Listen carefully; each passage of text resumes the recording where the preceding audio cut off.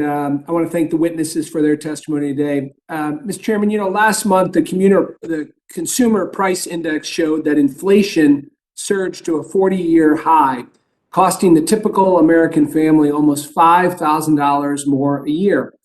Under the Democrat leadership in Washington, D.C., out-of-control spending has diminished wage growth, sparked an unprecedented supply chain crisis, and harmed Main Street businesses facing worker shortages and tax hikes.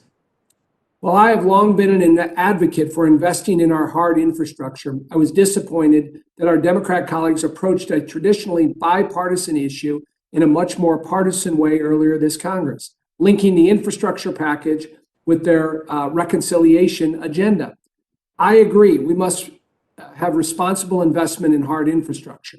As I drive through my own district, I see the need for money to help roads and bridges and inland waterway systems. In Central Illinois, farmers, manufacturers, and small businesses utilize our transportation infrastructure to move corn, soybeans, and products all over the world.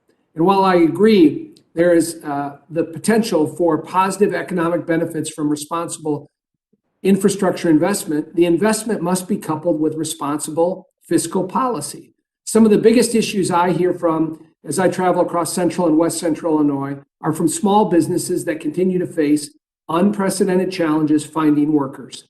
While my Democrat colleagues continue to attempt to cast the infrastructure bill as a boon for the economy, there are many provisions included that concern me. For example, the Infrastructure Investment and Jobs Act included a provision that would disallow the Employee Retention Tax Credit, the ERTC, for the fourth quarter of 2021.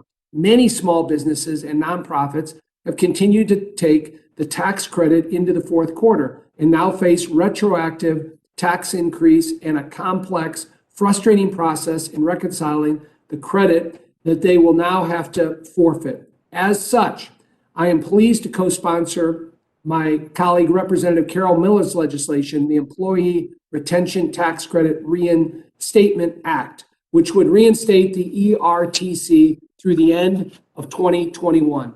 Additionally, the infrastructure package failed to address the ways to support our supply chain operators, to address the ongoing supply chain crisis and trucking shortage. I recently introduced the Licensing Individual Commercial Exam Takers Now Safety and Efficiency Act. This legislation will help streamline the process to obtain a commercial driver's license and reduce unnecessary red tape.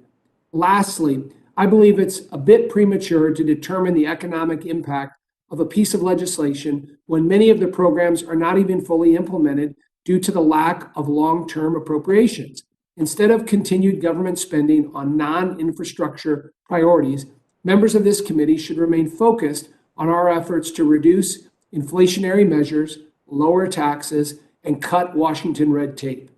As we look ahead, I am committed to addressing these challenges with my colleagues, supporting responsible infrastructure investment and finding common ground to better our nation. With that, Mr. Chairman, I have a question for Mr. McClymans. Mr. McClymans, the number one issue I hear in my district is the lack of workers, particularly truck drivers. I have several companies in my district that would hire hundreds of new drivers tomorrow if they could find the workforce. In your testimony, you mentioned the TCJA, which is the 2017 tax reform bill, and how it benefited your company with lower tax rates.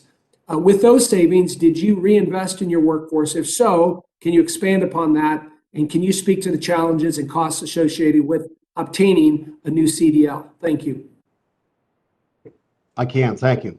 I bought the business off my dad in 1983, and I've invested all the profits this company's made since then. Every year, the money that we make, we reinvest in the benefits, in the new equipment, in the hire new drivers when we can find them.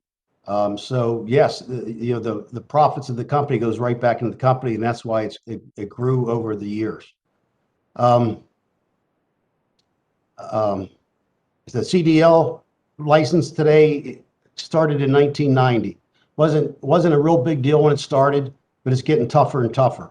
One of my dad's drivers that actually worked for my dad since 1959 retired a few years, probably 5 years ago now. And they changed the regulations some now that if you're colorblind, you can't drive a truck. You lose your CDL license.